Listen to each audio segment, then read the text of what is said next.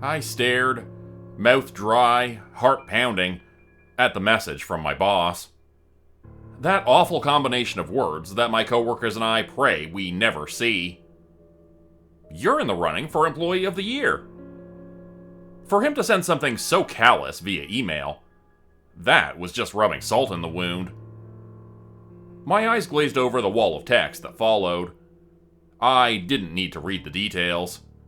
I'd cleaned enough of the prior winners off the walls and ceilings of the soundproofed break room to know exactly what the award entailed. After that initial, deep pang of fear faded, denial flooded in to take its place. I wasn't just hitting my sales quota, I was blowing it out of the damn water. Selling big-ticket items daily. I never forgot to place the stickers with my barcode on the products either. So when my customers checked out and it was scanned at the register, the sales should have automatically been linked to my employee ID. We don't receive commission. There are other incentives to keep our sales up. I hadn't been watching the numbers because I knew I was making sales left and right. I would have never even dreamt that I was at risk. It was just a glitch with our computer system, I decided with a nervous laugh. It had to be. Something IT could sort out in no time.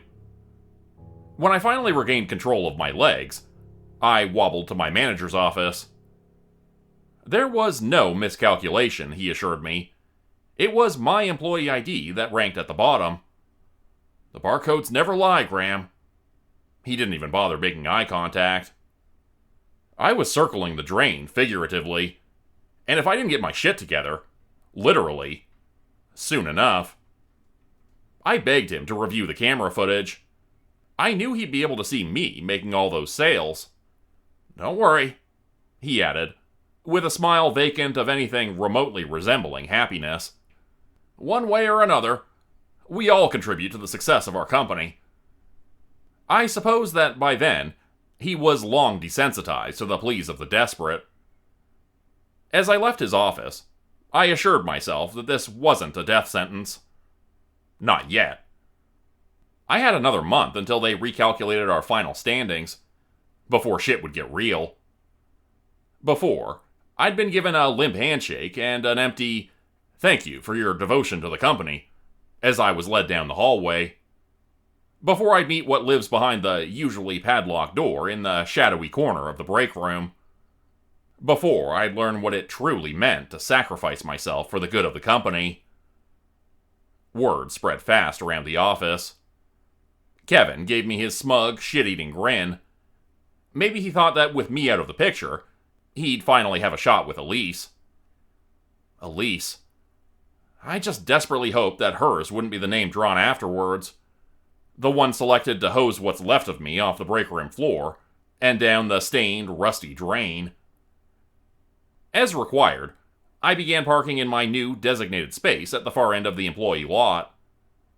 The faded sign indicating "Reserved for Employee of the Year" nearly swallowed up by the encroaching tree line. It added an extra 10 minutes to my walk to our store, and I dreaded that added time in the oppressive Texas heat. The rational part of me knew that was soon to be a moot point, though.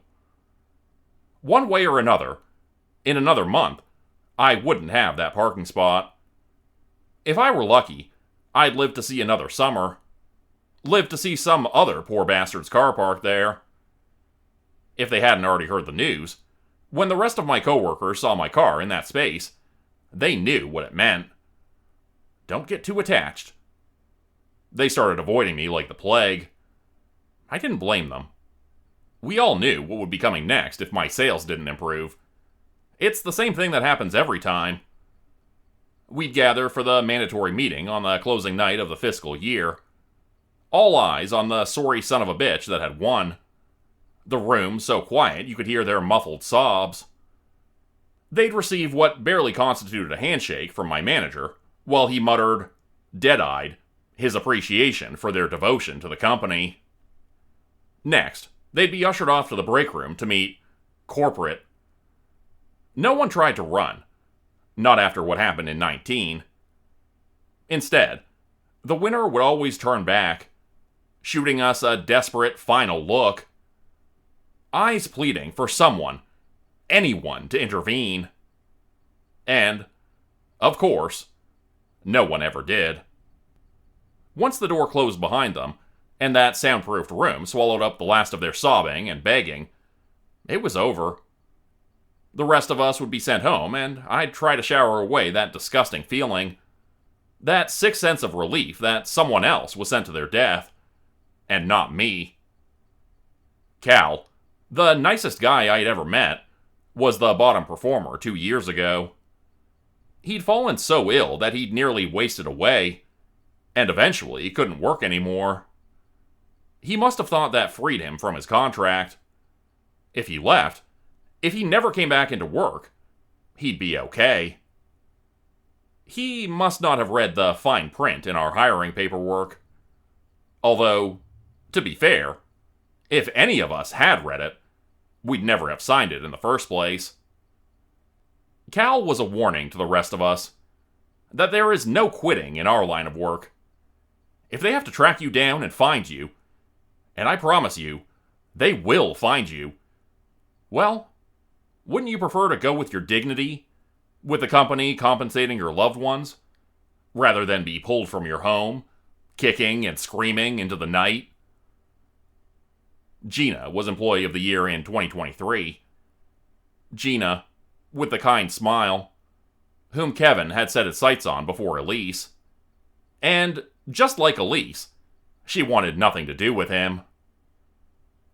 I still remember that day. The day they released the final numbers. The way Gina's mouth hung open in confusion, shock. When she finally managed to form words again, she too insisted there must have been some mistake. We all vouched for her to management. I'd personally seen her make so many sales. Our manager simply reminded us, the barcodes never lie.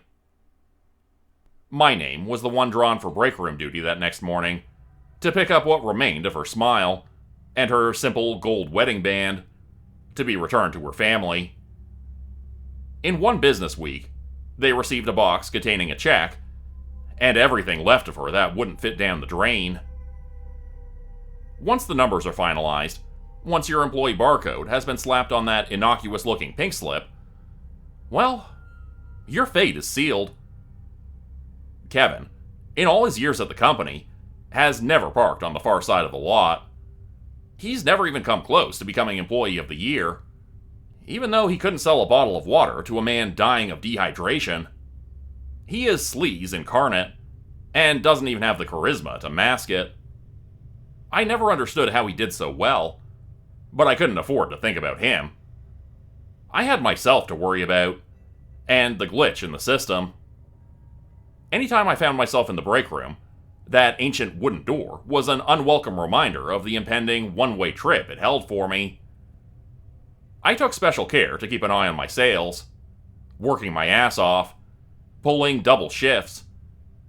I pulled up the numbers as the end of the month drew near, and couldn't believe it. I was still dead last. Somehow, there were days when less than half of my sales had been recorded to my employee number. I didn't understand. I waited for the opportunity to sneak into the manager's office and pull the footage myself. I'd show the boss that something had gone wrong with the calculations, that the system was broken. I finally got my chance. At first, I triumphantly watched myself make sale after sale, far more than had been credited to my account. For the first time in a month, I felt a sense of relief. I had evidence, and that had to count for something. I switched feeds to the camera nearer to the registers so I could confirm that the codes were being scanned. I'd seen several scanned successfully and reached to turn off the recording. That's when I saw it. Saw him. Kevin. It was subtle. I didn't realize what he was doing at first, until I recognized the pattern. Even then, I had to rewind and watch again for it to click. It happened for nearly half of my sales that day. I saw him intercepting the customers before they could check out, before I could get credit for my sales. And while he chatted them up, he discreetly slapped his employee barcode over mine. I confronted him that night. I was furious. He just smiled, smugly giving me that line about how the barcodes never lie. He didn't give a shit that he was sentencing someone else to death. Hell, maybe he even enjoyed it. Kevin had stolen credit for Gina's sales, and God knows who else's. Fucking Kevin. The day our numbers were to be finalized, he had the audacity to place his barcode over mine on a huge sale I'd made. He made no attempt at hiding it. Right in front of me. He flashed me a grin as he did. I caught up with the customers before they checked out, and they kindly allowed me to peel the sticker off. I stuck it in my pocket to show my manager. I pulled the video too, and I stormed into his office. Refused to leave until he watched it. I studied him as his eyes moved across the screen, and if he was upset or shocked, he certainly didn't show it. Finally, he met my eyes, and at the sight of the pain in his, well, for the first time, I felt a sense of relief. Until I realized why he looked so miserable. Until he whispered, "I'm sorry, Graham. Someone has to receive that award tomorrow. It's out of my hands." I wordlessly handed him that damn barcode sticker of Kevin's that I'd peeled off. He studied it for a long moment before he handed it back to me with a mere, "Why don't you hold on to this?" I told Elise what had happened over lunch, and as much as I appreciated her outrage on my behalf, I was already resigned to it. I'd mainly wanted to warn her because I had a sick feeling she'd be the one Kevin went after next. I'd be lying if I said I wasn't devastated when, that night, my boss called me into his office and informed me of the final standings. Yeah, I knew it was coming, but I guess it's just human nature to hold on to denial, hope, until the bitter end. For what felt like an eternity, we stared at each other in silence. The presence of the pink slip of paper lying on the desk between us said more than enough. Finally, my eyes drifted down to the form. He'd already signed, but the space where my barcode, the series of vertical lines spelling out my death sentence, should have been placed, was empty. I never knew how this part went, since it always took place behind closed doors. No one that ever filled out that form lived to tell the rest of us about it. "I need you to place a barcode here before I send the form to corporate," he said eventually. I opened my mouth for one final, impassioned plea for my life, but he interrupted me. He spoke each word slowly, softly. "I'm leaving the room now. I need you to place a barcode here before I send the form to corporate." He stared at me for a long moment, waiting for my barely perceptible nod of acknowledgement, before leaving me alone in the office. They processed the paperwork, and announced the Employee of the Year the next day. Yes, I did feel a pang of guilt as I watched the smug grin fade. The blood drained from Kevin's face as he stared in shock at the outstretched hand of our manager, as he was thanked for his devotion to our company. I felt it again as I watched him plead all the way to the break room, as our manager spoke to him the same mantra we'd all heard before. The barcodes never lie. But I thought of Gina, of the countless others, and by the time I heard the door slam behind him, the guilt was already gone. In its place, the relief of knowing the rest of us were safe. Well, at least until next year. Hey everybody, hope you enjoyed today's first of 2 stories. I want to take a quick second to remind you to like, comment, and subscribe on this video. It really helps the channel grow and reach more new people. I was checking recently and saw that around half the people who watch the channel aren't yet subscribed, so I hope you'll take a quick second to hit that button if you haven't yet. Alright, now on to our next story. My wife Samira had been working in art restoration for years. and was finally promoted to the head of her department. She's always been a talented artist, and the science behind it was an added bonus in her mind. I was so incredibly proud. It was her dream job. At first. For that first year, she was ecstatic. Even when she worked 60 hours a week, even as she was restoring famous pieces of art, or pieces so old that any mistake or misinterpretation could be quite literally destroying history. Her words, not mine. She was truly happy. During her career, we'd developed a tradition. I'd meet her at the museum for lunch, and she'd gush about her work. If she could safely take a picture, no flash, of course, she assured me, of what she was working on, she'd proudly show me. But a month ago, something changed. I first noticed it in her eyes as we were eating dinner. She stared off into the distance, an unreadable expression on her face. She looked more exhausted than I'd seen her in a long time. "So, what are you working on?" I tried to break the silence. Usually she volunteered the information freely and with excitement, but she had been quiet on this piece, almost avoidant. "You may have heard of this one." Her face finally lit up. "Blind portrait?" I shook my head, asked if she could show me. For the first time, she told me no. But maybe I'd recognize it when she was done with it. "You're gonna love it when you see it," she replied slyly. It wasn't one of their pieces, she informed me. It was from another prestigious museum, and she was assisting with the restoration after their own team had tried but couldn't finish it. Not the way it deserved, she added. They'd failed. The way she described the piece was with so much affection, I could see why she was pouring so many hours into it. But not long after, she began to change. Her already grueling hours transitioned into her practically living at the museum. When I went to meet her there for lunch, she'd ignore me, sequester herself in the lab until I gave up and went back to work. Days would pass without me seeing her, but in the instances I did, I could tell something was eating away at her. She looked exhausted. Her once beautiful hazel eyes had been the color of honey with flecks of greens, blues, and browns. They were the first thing I'd noticed about her when I met her. Had begun to look duller and bloodshot, almost as if they were receding into her head. They were ringed with dark circles, and I could have sworn she was even losing her hair over it.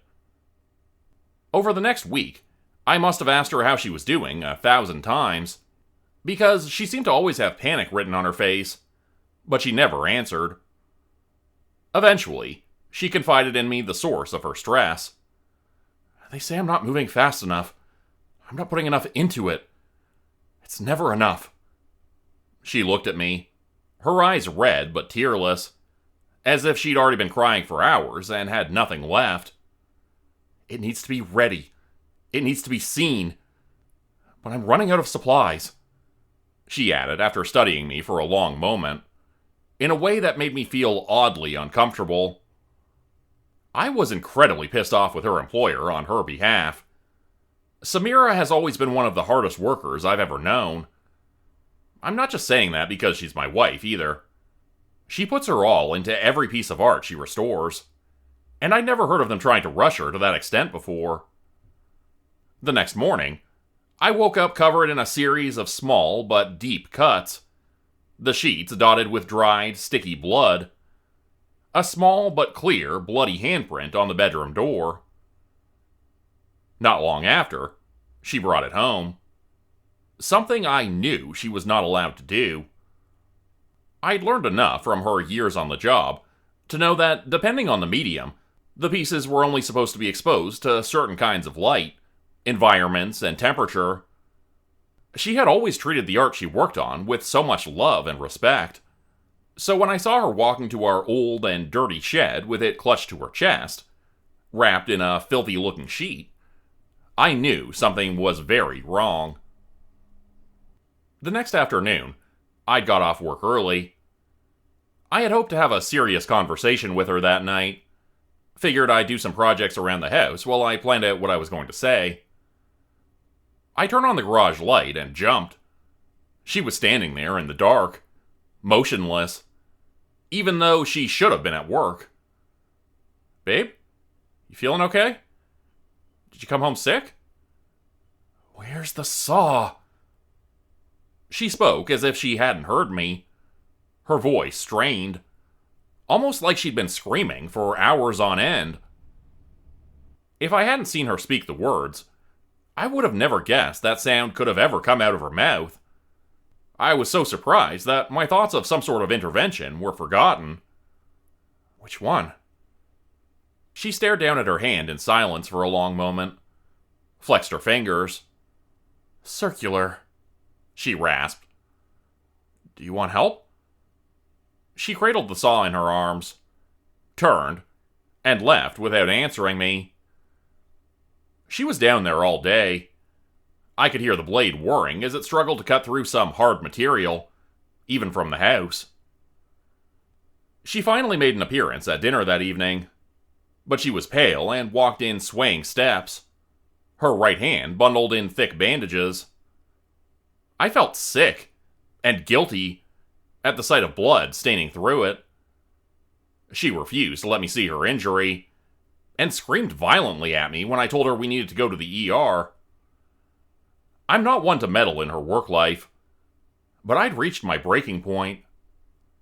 I decided I needed to talk to her boss, Leslie. She and Samira had worked together for so long that we knew her pretty well. We even had dinner with her and her family a few times. So I drove up to the museum and I asked for her. I wasn't sure what I expected when I went up there. A heated argument? A confrontation? But the moment she saw me, she pulled me into an awkward hug. Alan, I am so sorry we had to suspend her. How is she? We were hoping she'd get some help. The confusion I felt must have been written on my face, because her expression changed to match my own. She didn't tell you? I just shook my head dumbly, thoroughly thrown off by the chain of events. Samira, she spent every moment working on that horrible painting. We're not even sure where it came from. It isn't one of ours. She said it was from some other museum that you were helping out. I attempted to pronounce it a few times before finally giving up. She frowned. No, we aren't partnered with anyone right now. We've got too much of our own work to take on anyone else's. That's why we had to put her on leave. Yes, she was neglecting her work here, but it was the effect that it had on her that worried us. That piece, it was disgusting. I don't say this often, but that wasn't art.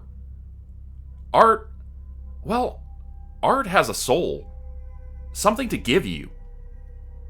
That piece had nothing to give. It only wanted to take. I drove home, angry and dumbfounded that my normally honest-to-a-fault wife had been lying to me for weeks. I called out gently for Samira, but she wasn't in the house. I approached our storage shed turned workshop to check on her, but she wasn't there either. I approached the painting. She had made no effort to hide what she was doing. It was like she didn't even think it was wrong. Where do I even begin? The painting itself was an atrocity. I'd looked up blind portraits since she refused to show me. After her concerning behavior, I felt I needed to know what it was that she was working on. I didn't find any one specific piece with that name. Instead, that a blind portrait was exactly what it sounded like. One drawn without the artist looking, maybe as a creative exercise or to practice fundamentals. But no. The painting my wife was working on was immaculate. Someone had clearly crafted it with their full vision and attention. It was exquisitely drawn, down to the smallest of details. I'm no expert, but the smoothness, the way the colors blended, the detail of the clothing and hair against a backdrop of swirling reds, It was captivating. I'm no expert, but felt it would have even been a masterpiece if it hadn't been so goddamn disturbing. The subject, a woman, was beautiful. Or, rather, she would have been, if the flesh above her exposed teeth wasn't torn in such a way that it resembled a playful curling of the upper lip. The teeth, the top row, since the bottom jaw was totally gone, a stark white against the background, that were so detailed, so realistic, roots and all, that they looked like I could reach out and touch them. I realized why the portrait was called blind. The young woman, she had no eyes. Rather, just dark holes in her skull where they should have been. The twin streams of blood and damage to the delicate skin around them, that the artist focused on in painstaking detail, suggested that they had been there at some point, though. The longer I stared, the more I felt tempted to reach out and touch it, to complete it. I felt myself striding towards it, clawing at my skin, reaching for my eyes. She'd look so incredible with a pair of her own. What finally snapped me out of it was when I got close enough for the smell to hit me. It was so overpowering that my eyes began watering profusely, breaking my eye contact with it. I couldn't help but gag when I realized how exactly Samira had been restoring it. The reds of the background behind the woman, they held the odor of copper and faint decay of old blood mixed with paint. Long bits of white bone with cut marks had been haphazardly added to fill the missing portions of the frame. The teeth, there was a reason why they looked so realistic. Exposed roots placed lovingly, completing where the woman's should have been. Samira had flashed me an odd but otherwise perfect smile just the night before. I wondered how many others had tried restoring the painting. What exactly had she meant when she said that they had failed? Leslie's words about the painting only taking were fresh in my mind. I waited up for Samira for hours that night. I eventually heard her come in, and the sound of our ancient sofa protest as she fell into it. "Babe," I whispered cautiously, "we need to talk." She ignored me, her back turned, and eventually, I headed back upstairs. I should have never left her. I should have tried harder to get her help. She was gone again in the morning. I searched for her in the house, before finally finding her standing in the shadowy corners of the dark shed. She was painting what appeared to be crudely drawn, swirling faces with her fingers. Even in the scant light, I could tell what medium she was using to paint with. I tried to go to her. Clearly, something was very wrong, and she needed my help. But mid-step, I found myself turning to approach the painting instead. As much as I hated it, as much as it sickened me, I couldn't get it out of my mind ever since I'd first seen it. I needed to see it again. I needed to complete it. I choked back a sob when I moved the fabric covering it. I still hate myself for the fleeting pang of jealousy that I felt. It was finished. There was a new addition since the last time I'd seen it. A pair of perfect hazel eyes. Become a channel member today for early access, bonus videos, and special emojis only available to members. Check out the description below or click the join button for more info. If you'd like another way to help support the channel, please consider joining my Patreon page at patreon.com/JordanGroupHorror. As a patron, you'll get access to bonus videos and content. You'll be credited at the end of every video going forward. And if you decide to stay for 3 months, I'll name a character after you, which will be featured in a Hollow's End story. Links to join the Patreon are in the description. Thanks everyone for listening. Please like, subscribe, and comment to help the channel continue to grow. And see you again next time at 4 p.m. Eastern Standard Time. Hope you have a great night.